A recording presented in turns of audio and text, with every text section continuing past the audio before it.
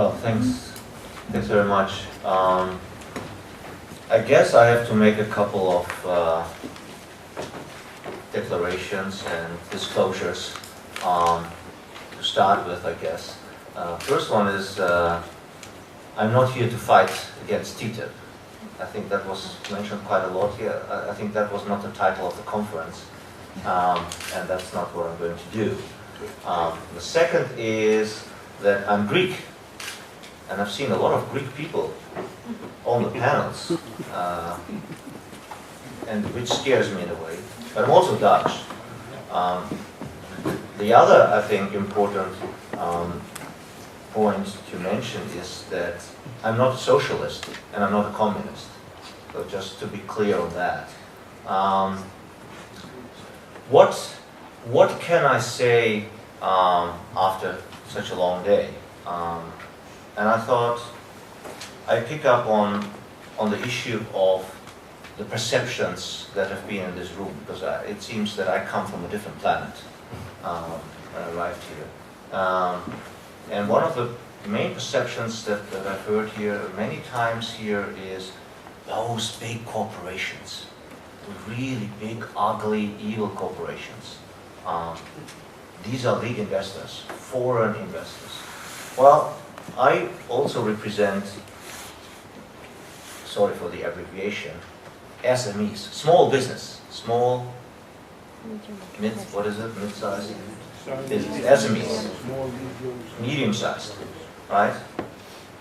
They also invest abroad, right?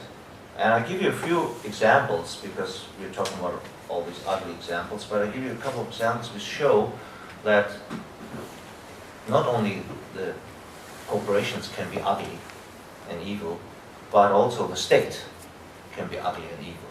And I think I haven't heard that today. So just to run through you through a couple of examples. The most recent one, of course, is Crimea. The taking of Crimea by Russia. We accepted that here in Europe. We didn't do much about it. Apart from all the debt and the destruction, also businesses, also property has been destroyed, has been expropriated.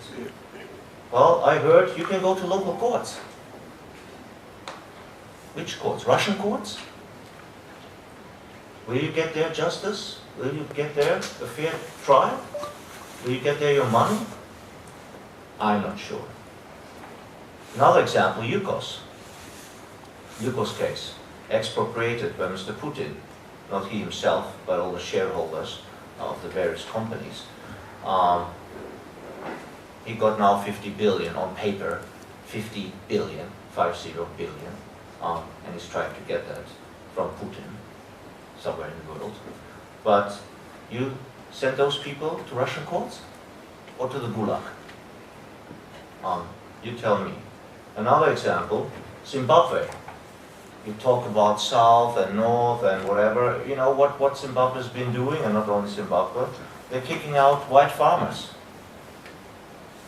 Physically threatening them, killing them.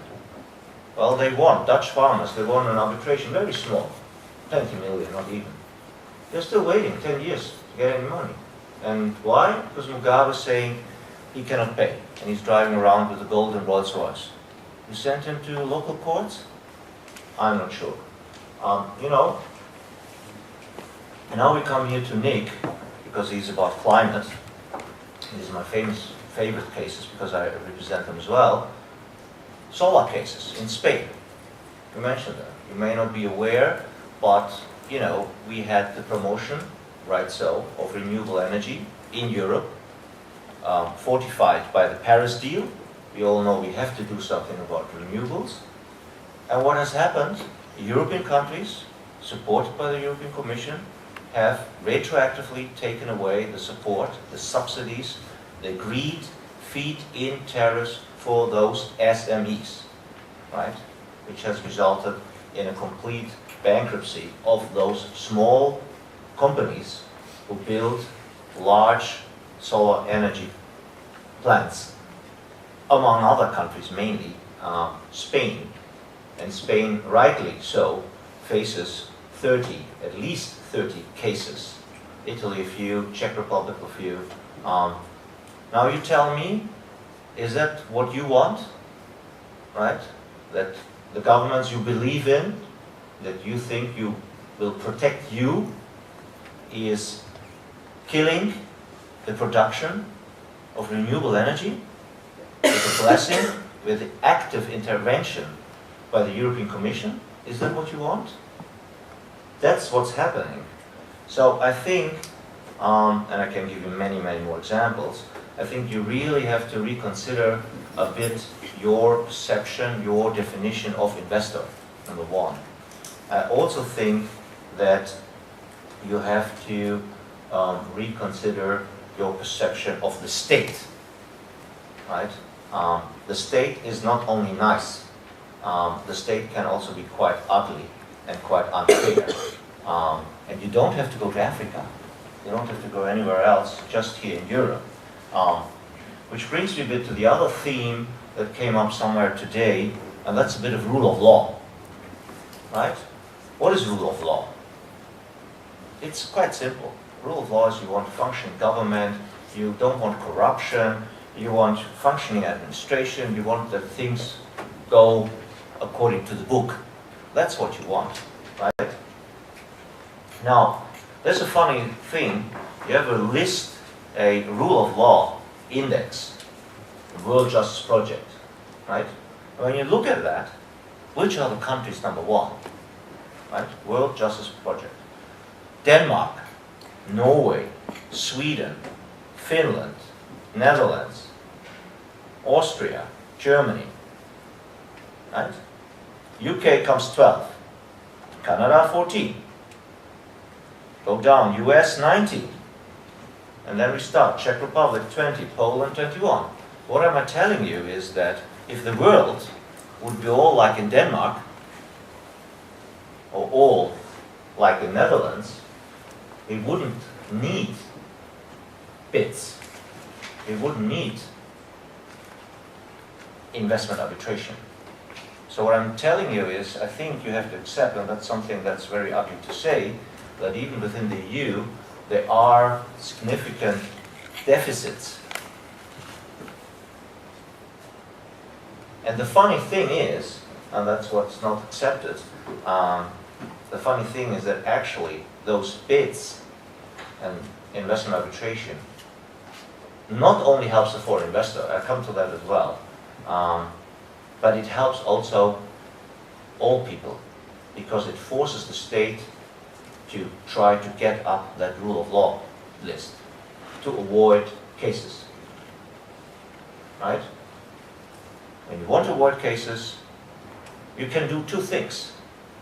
You can terminate all the treaties and mess around, fine. That's a simple solution. You can also try to clean up your own house, deep, structurally, make the changes that are necessary that a country like Brazil, for instance, becomes Denmark, right? That's it. It's quite simple. So I want you to give these sort of perceptions with you. And you know, we're talking about protection of property. We are not only talking about protection of investments. We're talking about property. We're talking about jobs, your jobs, potentially. Because as ugly and as evil as you may consider companies, big or small, they are the ones who create jobs. They are the ones who pay at least some taxes, right? So I think that's something important. The state doesn't create jobs, except for civil servants. I was a civil servant too. I know. But that doesn't help you. That doesn't help you. So that's what I want to tell you. Oh yeah, there's one thing I wanted to mention. You were all wondering why foreign investors having this privilege.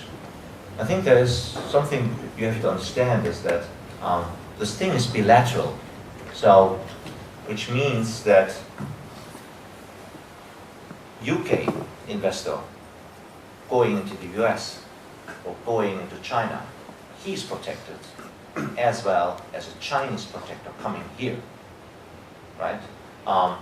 And that is the reason, and this is already with the friendship and navigation treaties 200 years ago, that's the reason why we have that, is the idea when you leave your country as an investor, as a trader, as it was called, let's use the word trader, and you as a country leave, you as a trader leave your country and go abroad, you face a higher level of risk, right?